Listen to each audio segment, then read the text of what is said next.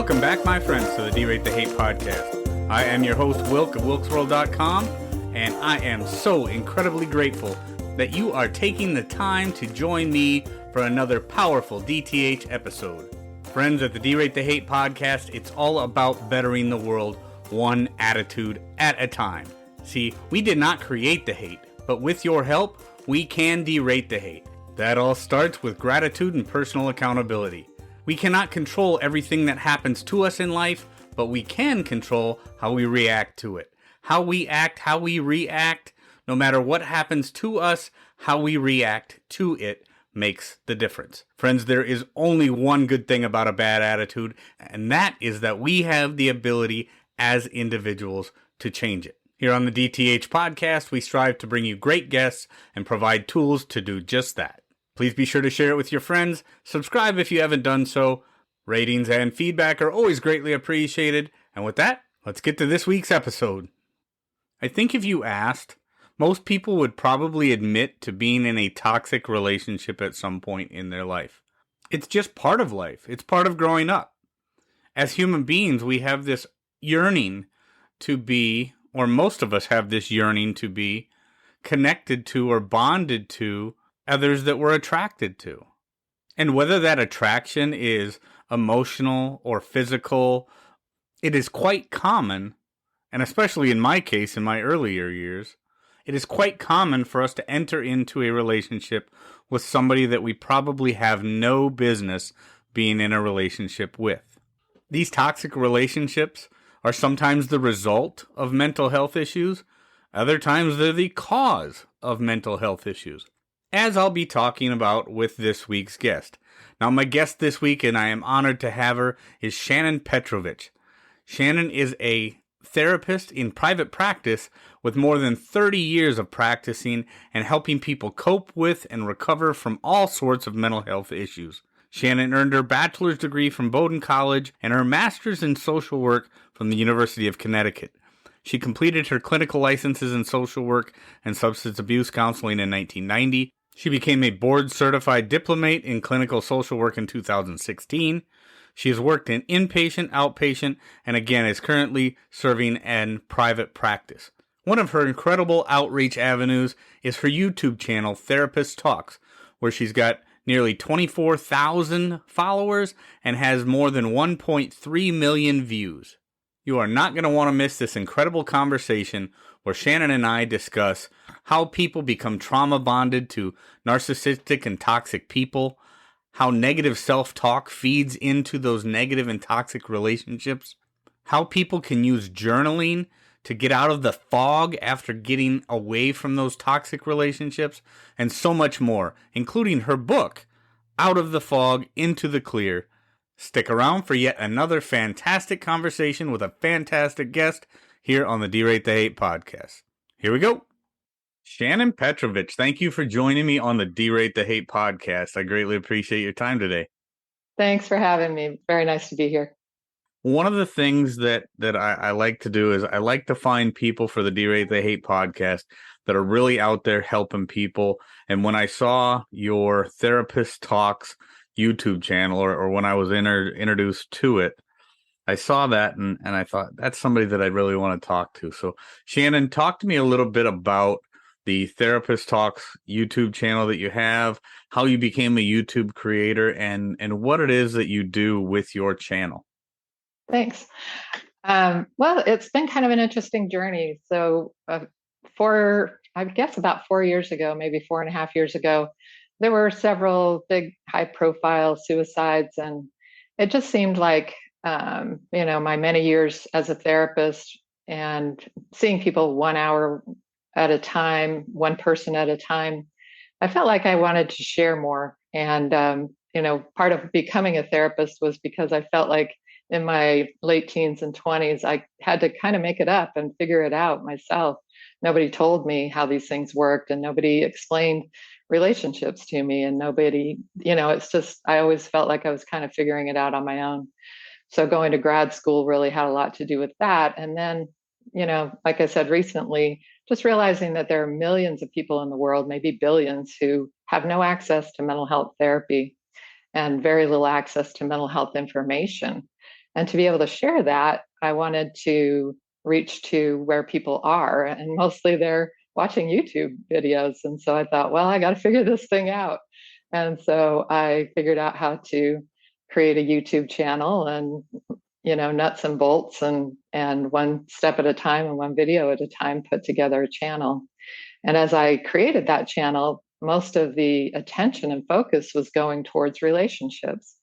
And people were really baffled about narcissistic relationships and other toxic and abusive relationships. And so that became kind of the main focus of the channel. And now I do live streams every other week, and those are most of the questions. Oh, And it wow. can be Okay. a partner, or it can even be an adult child or a parent or sibling or a coworker. But people are really baffled by these relationships with toxic people. Mm-hmm. Yeah. And, Shannon, one of the things that, I've seen over the course of my life is it does seem like there is, I don't know if there's more mental health issues today than there was when I was growing up, or if they're just more prevalent, or people are more, willing and more upfront with the issues that they're facing. But there are a lot of people out there, and I do give social media and different things online a bad rap sometimes, Mm, because of so much that's out there, and so much toxicity that we see online. yeah. But when folks like you are using that YouTube channel to spread positivity and actually help people, and I love the idea of live streaming. Live streaming is something that I haven't done, but the people that do it, and the things that come of it, and having that avenue of people, being able to get in there real time and feel like they are part of it Yeah. is so important. So, and you talked about how things have kind of progressed into the relationship side of people's lives, and the toxicity that's involved with relationships. I personally am somebody who was in, or was very prone to toxic relationships for a long time. So I'd like to kind of go into that, and I want to talk a little bit about your book. Obviously, you have a book out called Out of the Fog Into the Clear, and I want to talk a little bit about that book here in a bit. But Shannon, tell me, like you said, that the YouTube channel, the Therapist Talks YouTube channel, kind of started out as a mental health, the suicide kind of thing, but then it kind of journeyed into the relationship thing. And I can see why, because I think a lot of people, whether they are suffering from mental health issues because of relationships, or they get into toxic relationships because of the mental health issues, talk to me about that. I think it's a strange paradox there. So talk to me about what drives most people in, from your professional experience, what drives most people or draws most people to those toxic relationships?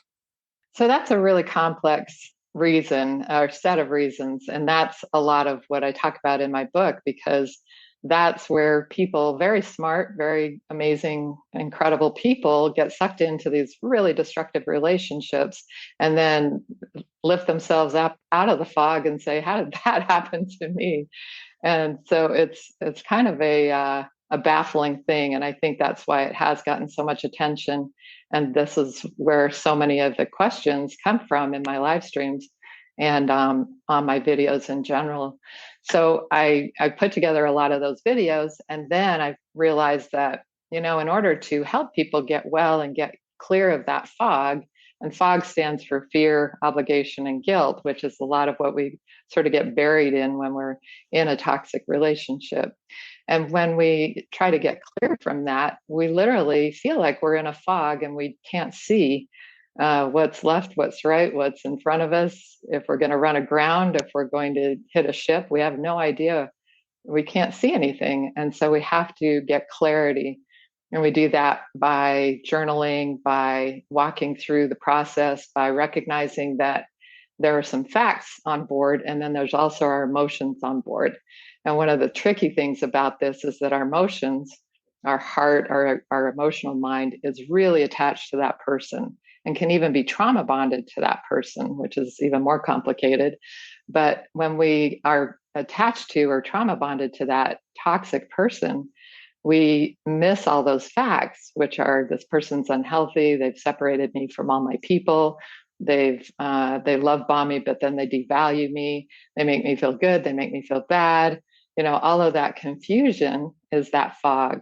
And in order to get out of it, you have to first look at the reality of it, which is just the facts, ma'am, and get those facts straightened out and recognize that your heart's not going to be on board right away.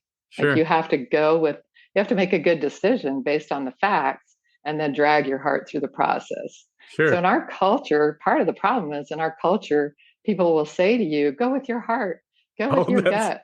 And that's the worst advice ever. it's Like that's horrible the advice. worst part of why I'm a therapist is because I had a really crappy therapist when I was in college, and she totally messed me up in basically walking away from a good relationship.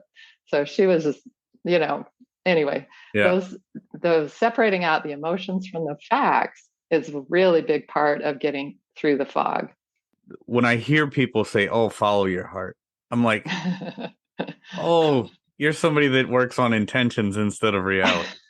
You know, I mean, it's great that the intention behind the statement, "Follow your heart." It's beautiful. It's one of those things that I understand why people say it. I Mhm. understand the wanting of doing it, but following your heart, it's one of the reasons, Shannon, that I talk on the podcast a lot about emotions and not allowing your emotions to dictate your actions. Kind of Absolutely. like you say, you can't just follow your heart, you have to follow the facts. Right. And I think when we get into those toxic, well, I don't think, I know when we get into those toxic relationships, a lot of times the facts, a lot of times reality flies out the window because Yeah. those butterflies and that stuff that's inside you, those feelings are what you're trying to follow. But so a lot of times those feelings are based on false premises and just things that aren't really real because you are in a, you know, not only do you end up in a fog going out of the relationship, a lot of times you're in a fog going into the relationship. Right. You want it to work so bad, right? Right. And Right. I And mean, that's my personal experience. yeah. And that's oftentimes, as soon as somebody comes out of the relationship, they say to themselves, I'm so stupid. Well, no, not at all. Those are really wonderful character qualities that kept you there. You believe in people, you want to believe the best in people, you want to trust somebody, you want to give them another chance and be forgiving and loving and all that great stuff. But when you're doing that, when the facts don't line up behind those decisions, then that's a bad way to go. So you have to recognize those are great qualities that kept me there for a while, but I have to override that, override my heart. I can love somebody and leave because I Yep. made the decision that that's the right thing for me, It's the right and that's decision to make at so the time. important. Yeah. Yeah, exactly. So talk to me. I've never heard the phrase, Shannon. I've never heard the phrase trauma bonded. It's interesting. So talk to me about the phrase trauma bonded or the concept of trauma bonded. What is that? Part of the trickiness of getting into a relationship with somebody, we say toxic, but what I mean by that is that they're self-centered, controlling, and manipulative. So they're all about wanting what they want when they want it, how they want it, and they don't care and have no empathy for the other person. So they will lie, cheat, steal, manipulate, control, mess with your head, separate you off from your people so that you don't have kind of a reality testing ability any longer, and make you feel loved by them, but unlovable. So there's this tricky back and forth that they do where they say that they love you and you are for them and they are for you and there's no one else in the world and it's you and them against the world. And then they go and say that, but you are this, that, and the other thing, and you're really an awful person, but I love you. And so it's this tricky screwball thing where you start to feel like they are the only person in the world that would ever love you. And so that's part of the trauma bonding is the cycling of love bombing with devaluing and the back and forth of that. And so as soon as you sort of get a little bit of strength, maybe set some boundaries, then they'll love bomb you again. As soon as you sort of buy into that, then they devalue you again. So it's this constant messing with your head and gaslighting you, making you feel crazy, so that you become so bonded to them that you feel like there's no way out. Yep, And you that feel I like, love you, but I love you, but yeah, yeah. yep, I've heard that before, You've but heard that before. yeah. You know, Yeah. I gotta tell you, Shannon, I'm so incredibly blessed now with the wife that I've been blessed to have now and the family that I have now, because some of the relationships that I was in my former life, let's say, were a lot of those I love you, but Mm-hmm. and just a lot of toxic. And I'm not gonna lie, I was part of the toxicity. You know, I will fully take my responsibility for a lot of the toxicity that I saw. But I had to, once I began to recognize that, Mm-hmm. I had to step away from relationships completely for a while to Yeah. regain my bearings, get out of that fog, so to speak. Yeah. So when you are giving people advice or counsel, Shannon, people that are trying to get out of that fog, and then I want to talk a little bit about your book, more about your book. When you are giving people advice and counsel about how to separate themselves from those toxic relationships, what is the first thing that you tell people, or how do you diagnose that, and what direction do you take people in? I mean, is there several directions, or what's the first steps there? The first step is to really look at whether they have a toxic relationship within themselves, and that is key number one. Because if you are busy running yourself down, really harsh with yourself, telling yourself you're stupid, worthless, whatever, all the time, or anytime you get frustrated or sad or upset or disappointed, you have basically an internally toxic relationship with yourself. Like, you are saying worse things to yourself than anybody else is. And when you're doing that continually, then you are more likely to accept that from other people. So you can't do the work of separating from people outside of you if you have a toxic relationship inside of you. So So we negative have to, self-talk. right. So you have to look at that first. And in my book, I talk about journaling a lot. And the first section of journaling is all about how do you talk to yourself inside your own head. For a lot of people, this is really subconscious and they have no awareness of it. When I was in my early 20s, somebody asked me to do that, to journal all the times I talk negatively about myself inside my own head. And I thought that was a really dumb assignment until I started to do it. And then I'm like, there aren't enough trees in the world to give me enough paper in the world to write all this out. It was just chronic, constant negativity. So it's a really important step. And for a lot of people, it's not even conscious. But would you talk to your best friend that way? No, of course not. You wouldn't talk to anybody that way. And so you have to first fix that internal self talk, figure out where it came from, and figure out that that's not true. That a lot of times what we know about ourselves in terms of our character qualities, and again, our culture is way off the rails when it comes to self-esteem. But self-esteem, real self-esteem, is about knowing who you are in your character and your values, and liking and respecting who you are. And Mm-hmm. it's just that simple. It's not your hair or your nails or your bank account or your job or any of that other stuff that we define ourselves with. Mm-hmm. It's really about your character qualities and your values. And so when you get a handle on that, then you can superimpose that with those, when you have those negative thoughts, and say to yourself, well, that's not true.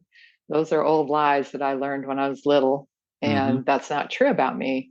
Who I am is A, B, C, D, E, F, G. And so when you have that internally, that you can self talk differently, then you start to feel better. And then when somebody says something negative to you or devaluing of you, you're like, no. So once you start to treat yourself better, subconsciously, mentally treating yourself better, you are less prone to let others treat you badly. Absolutely. Yeah, I mean, it makes perfect sense. Yeah. Right. In fact, Eleanor Roosevelt said you can't be insulted unless you participate, which, she was so wise, Mm-hmm. Yep. because that's really true. Yeah. No, no, that's exactly right. It's like one of the things that I talk about the perpetual victim mentality a lot on the Derate the Hate podcast, and I talk about how people, being perpetually offended, and I've made the statement to others before where people who are generally offended all of the time are people that are looking to be offended. People who are allowing themselves to get into these toxic relationships are already in a toxic relationship with themselves, right? I mean, they're Yes, already they're more so than used likely. to it. They're so used to it, they can't even see when somebody else is participating in their own battle or their own attack on themselves, right? Right, which is not to blame them. It's very much sneaks up on you. It's subconscious, and that resonance between your internal voice and the external voices is so automatic that we just don't see it coming. Yep. But that's part of why you can't trust that connectiveness, because oftentimes we will connect with somebody that feels on some weird level comfortable. But if you grew up with toxic relationships in your family of origin, then you may resonate closely with somebody who reminds you of those people, which may be toxic. So we have to do that internal work and that old work in order to get clean and clear enough to take care of ourselves. Yep. And so that's where the origins of it have started oftentimes. But that's not to blame that person, because again, it's so subconscious. Sure. No, it takes a lot of work. I mean, it takes a lot of work to get out of that spot, and it's an ugly spot. Like I said, for me, it took a lot of work for me to get beyond finding those. And it's not like I sought them out consciously. It's just that's where I ended up. Right. It took a lot of years of me just remaining single, and so I didn't even get married until I was in my 40s and stuff like that, is because I had to build in that buffer zone, that long buffer zone of being single and understanding who I was, what I wanted, what I didn't want, what I wouldn't allow, those kind of things. And you know what? It's the best thing I ever done in my life. I mean, because like literally the woman that I am married to is my best friend, the best thing that's ever happened to me. So I would just encourage everybody to really focus on yourself to finally find that person who's perfect for yourself. So I don't know if Absolutely. you talk about that, but that's my personal experience. So it's something that I will endorse wholeheartedly. Yeah, I really want to applaud you for that, because so many people don't take that time and space, and that's one of the things that gets people back in trouble really quickly. And I've watched too many people. In fact, that was another part of why I went to grad school, was just to understand why people would get out of a bad relationship, go back into one that was just as bad, and say, "Oh no, this is the one," and be Yep. totally convinced of that. And that's just tragic. But now I understand it. And yes, it is a part of my book, which is that you need to spend the time to rebuild your sense of self, rebuild your connections, rebuild your whole life. Because when you're in a toxic relationship, and that person is all about them, they want all of your time, attention. They want your hopes and dreams to go away, and they want all of it attentive towards their moods, their emotions, their wants, their needs, their dreams, their aspirations, and nothing about you. So over time, you cease to exist. And Yep. so when you get free, you have to completely rebuild. Mm-hmm. So many people go back because they feel so lonely and so empty, Mm-hmm. and they'll be ruminating about that person because they're completely emptied out, and because they've been trained to ruminate about that person for however many months or years. That's So it's right. really hard to get free. So you have to spend that time to rebuild before you're ready to then take care of yourself in a new relationship. Yeah. No, it took me a very long time of rebuilding and like I said, well worth it. And Yeah. but, one of the things that my dad, before he passed years and years ago, one of the things that he said to me that never, let's just say, it took way too long for me to understand it, but once I finally did and really started to live it, it was one of the best things that any person has ever said to me. And he said, if someone equates love to what you will or will not do to make them happy, you will never win. That's right. And I argued with it. I fought with that statement in my head, and I'm like, you have to do these things to, to build that love, and these people love me, so I have to do these things. And it was definitely one of those statements that took a long time to set in, but once it did, it made more sense than almost anything. And I think a lot of people don't realize that. And I think that's one of the big reasons people get stuck in there, is because they're like, well, I have to do this to make them love me. And Right. it's pain. So let's talk about your book, Shannon. I mean, I think a lot of the things that we've been talking about, obviously, are things from your book, but talk about the book, Out of the Fog into the Clear. What was the catalyst for writing that book? I know you talk about journaling and the importance of journaling to help you through that battle, help you get through that fog. And again, talk about fog, fear, obligation, and guilt, and what that means. Yeah. So it really came from the YouTube channel. So when I started the YouTube videos, I thought nobody's reading anymore, so I'm not going to write a book. I'm going to do these videos. And then when I got 4 years into the videos, I thought I really need to put all this together in a book, because the same people keep, or so many people keep asking the same questions, and I can't do justice to it in a 10-minute video. And that's kind of the format of YouTube, right? So, so I put it all together, and it's packed. It's only 115 pages, but it is packed. And so it goes through everything from recognizing what led you into the fog, recognizing all the games that the person was playing that kind of got you lost in the fog, how you feel in that completely fogged out state, and then how to walk through it. So separating off the sort of higher cognitive self, and our wise mind, from that emotional mind that is just in love or infatuated or still hooked in or still trauma bonded, and separating out the facts and recognizing, journaling out the facts and keeping those, so that you can make a good decision and then walk through the decision, even if you have to drag your heart along. And then walking through the next part, which is to begin to get clarity in all aspects of your life, and begin to learn and grow your awareness, and then begin to rebuild your sense of self, your sense of connections, and your entire life. So it kind of walks through all of it very step by step. It's not a textbook on any level. I use zero jargon. It's very readable.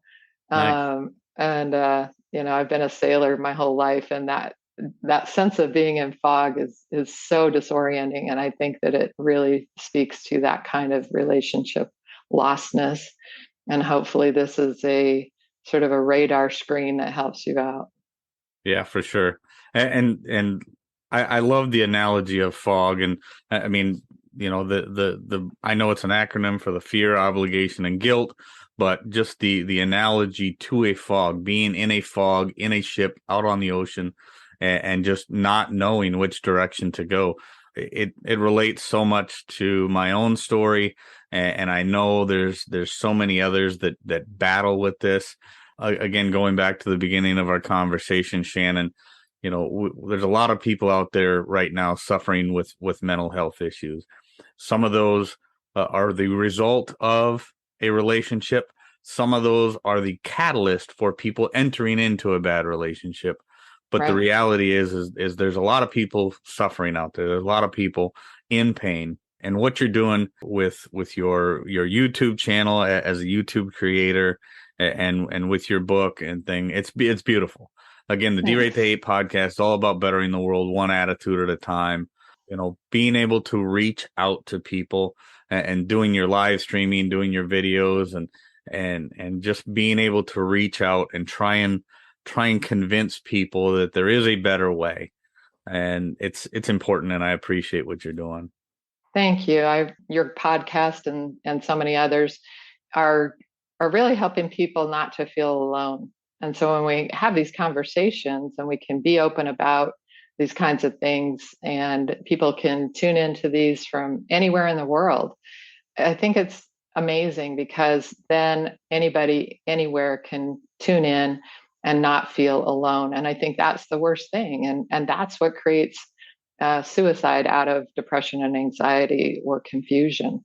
And I hope that it does help one person at a time. And when I saw your podcast was about changing the world one attitude at a time, I thought that was really wonderful. And I really appreciate you having me on.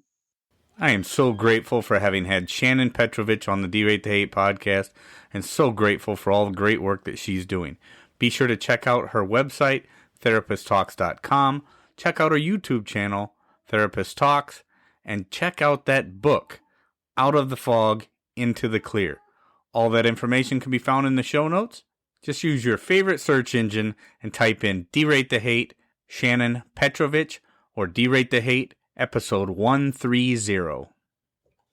Friends, if there's anything in this episode that provided exceptional value to you, please make sure to hit that share button. Share it with your friends, share it far and wide. And of course, if you haven't done so already, be sure to subscribe right from our website so you can get the D-Rate the Hate podcast sent to your email inbox every week. So this is Wilk wrapping up for the week, saying get out there, be kind to one another, be grateful for everything that you've got, and remember, it's up to you to make each and every day the day that you want it to be.